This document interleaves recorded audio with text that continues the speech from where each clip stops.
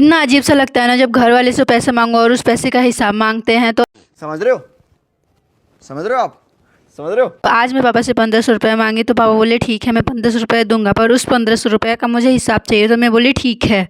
फिर क्या था, मैं मेरी दोस्त को कॉल किया और फिर मैं उससे बुलाई और फिर हम दोनों चल दिए मार्केट। हम लोगों के घर से मार्केट 2 किलोमीटर दूर है और जब भी हम लोग मार्केट जाते हैं हमेशा पैदल ही जाते हैं। आधे रास्ते हम लोग मार्केट में पहुंच गए थे। फिर मेरे फ्रेंड के पापा मिले, फिर हम लोग उनकी बाइक पे बैठ के चले गए मार्केट में। फिर हम लोग जाते हैं साइबर पे और हम लोगों का कोई काम ही नहीं होता है साइबर पे, क्योंकि जो मैं फॉर्म भरा रही हूँ उसके लिए मुझे चाहिए कास्ट सर्टिफिकेट और मेरे पास कास्ट सर्टिफिकेट 2019 का है और मुझे चाहिए 2023 का। तो मैं वो बनने के लिए दे दी हूँ भैया को। फिर हम लोग पैदल आते हैं और हम लोग थक जाते हैं तो मंदिर में बैठ के हम लोग थोड़ी देर आराम करते हैं।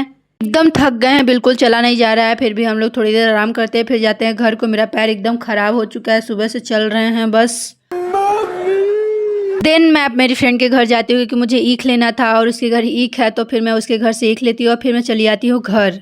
घर आने के बाद मैं एकदम थकी रहती हूँ क्योंकि 10 बजे से निकलने के लिए मैं 6 बजे शाम को घर आती हूँ। सो के 10 बजे उठती हूँ, मम्मी मुझे खाना देती हैं, खाना खा के थोड़ी देर पढ़ाई करती हूँ। पढ़ाई करने के बाद फिर मुझे भूख लग जाती है, बज गए हैं 12 और मैं खा रही हूँ भूत चिप्स। इसके बारे में बहुत सुना था, ये बहुत तीखा होता है, तो मैं सोची एक बार मैं भी ट्राई करूँ। फिर मैं इसे खाती हूँ पर मुझे बिल्कुल तीखा नहीं लगा।